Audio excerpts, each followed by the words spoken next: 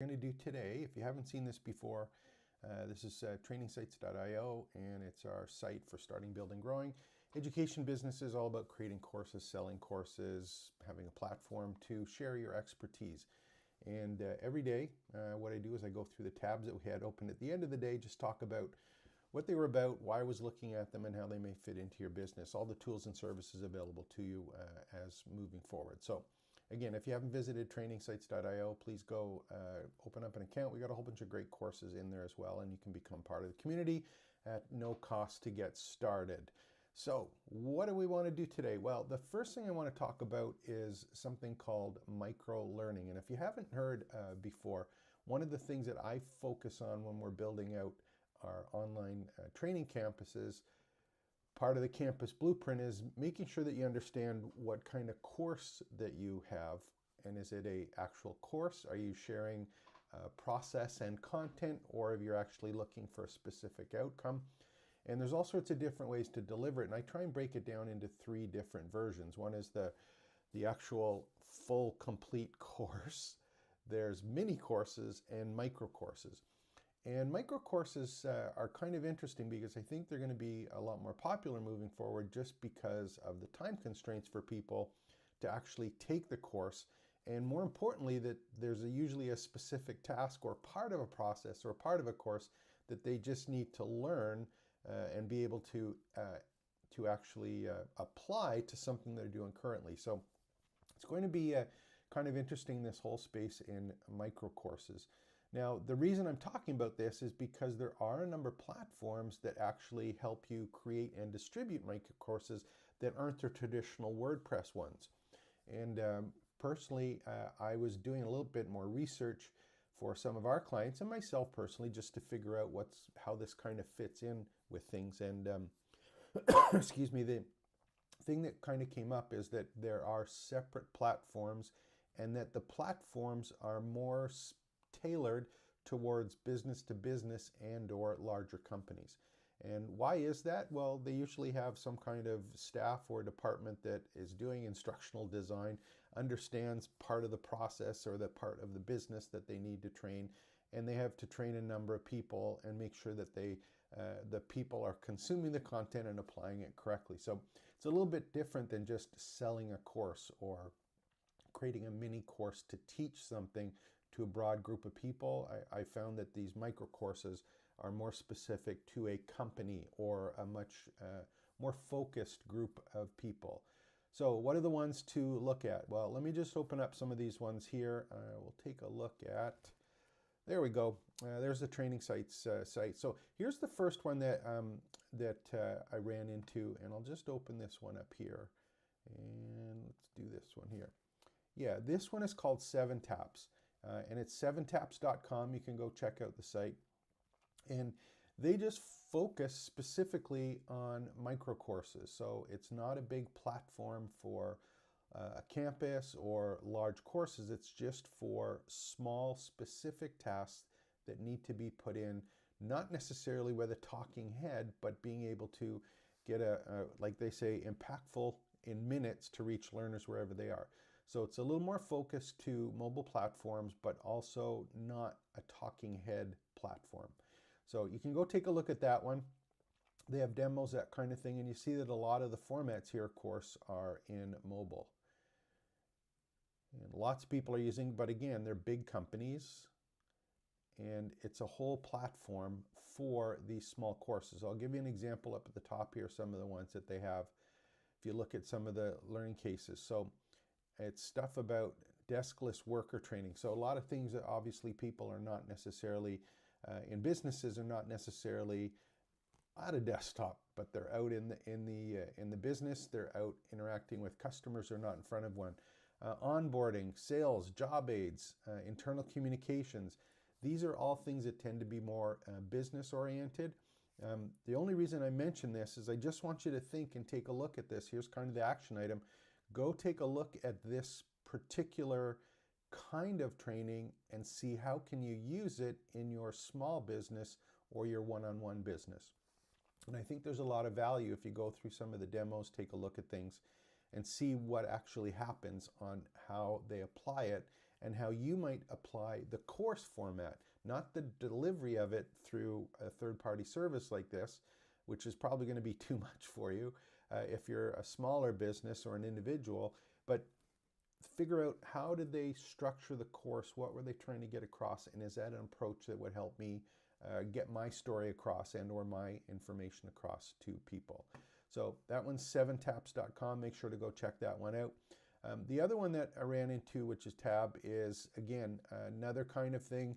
And what is it? It's a look at it, sales enablement, compliance training, talent development, same kind of idea where they've got a complete platform for actually distributing training to these larger businesses.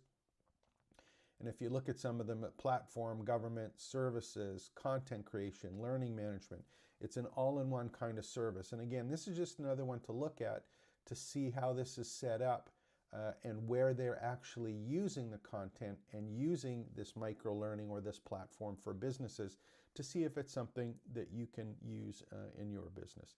And again, if you look at the pricing on it, it doesn't go right out and give you some pricing for it. It basically spends some time and says, hey, come and talk to us first. So these are not cheap solutions. They're not meant to replace your WordPress site or your LMS price. It's just something to think about and how they're applying the content types. It's not just an online course that's a big, huge course. There's all sorts of different pieces. It can be a course created for doing the education, the process, and building a community about it. So that's kind of a neat one. Just keep that one in the back of your mind. So what's the next one that we want to look at? Well, talking about courses, and if I go back, and I'm just going to take a look at the course at trainingsites.io. If we're taking a look at courses, any of the courses that we have on our site, one of the things is that we try and have some course materials. And I talked to previously on one of the other open tabs that there's actually some of the tools actually create materials, course materials for you, other than just here's a text document, here's a PDF. And these are interactive materials that can be used with the course. One of the ones that I think is of high value, and we've used this for a lot of customers, is when you're creating the content in the course, many times what happens is the course will create or include text, either a video, an audio, and sometimes an image, or there might be images within the actual lesson or topic that's being covered. And visual aspects obviously are very important. What often happens though is that people don't have the right graphics, and they may go to some stock photo and throw an image in for the sake of throwing images in, but the image does not have context or does not really have content that can be applied or transferred for the actual learning process, right? So one of the things that I recommend is, if you can, is you use either some kind of chart or visual that uses content. I'm talking about Venn diagrams, graphs, quadrants, flow charts, anything like that that allows people to use a picture to actually remember the process or the pieces of the lesson that are important.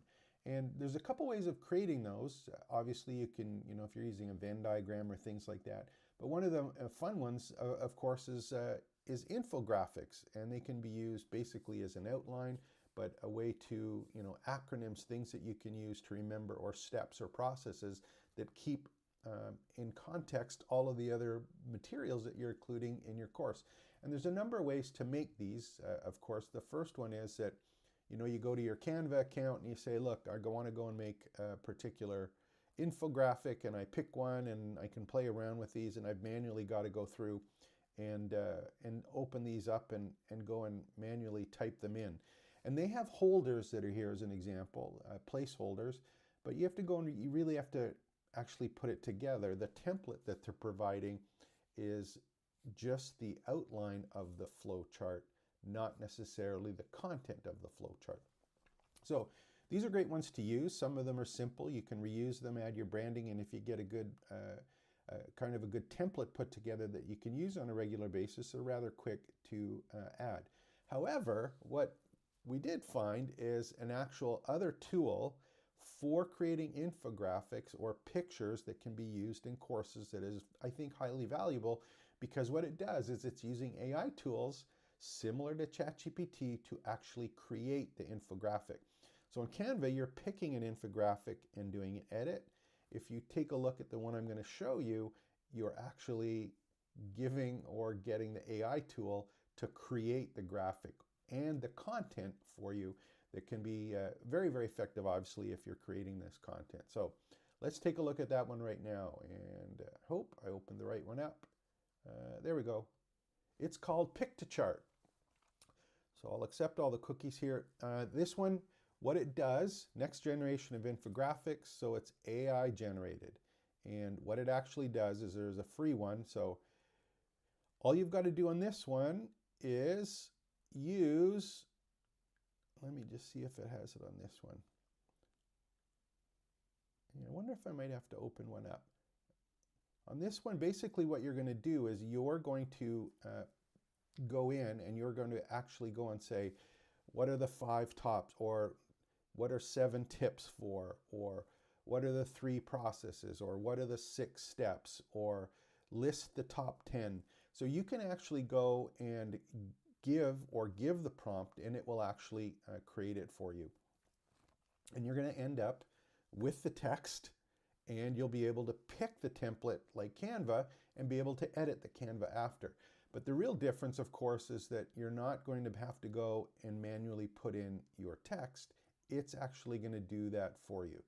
So they have a couple free versions, plans and pricing. So we'll just do this one up just to give you an idea.